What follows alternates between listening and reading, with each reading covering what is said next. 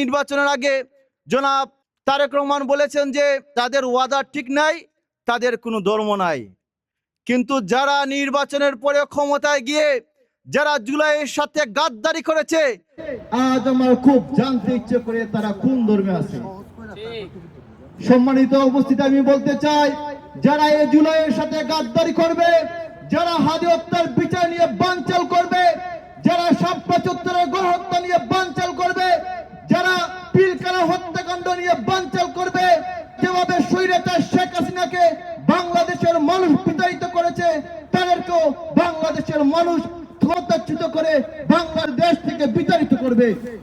সম্মানিত উপস্থিতি, তাই আসুন ঐক্যবদ্ধ হয়ে আওয়াজ তুলি, মানবতার পক্ষে আওয়াজ তুলি, গণতন্ত্রের পক্ষে আওয়াজ তুলি।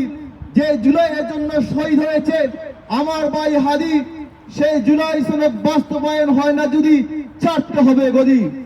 বাংলাদেশ থেকে সন্ত্রাস এবং চাঁদাবাজ বন্ধ চাই।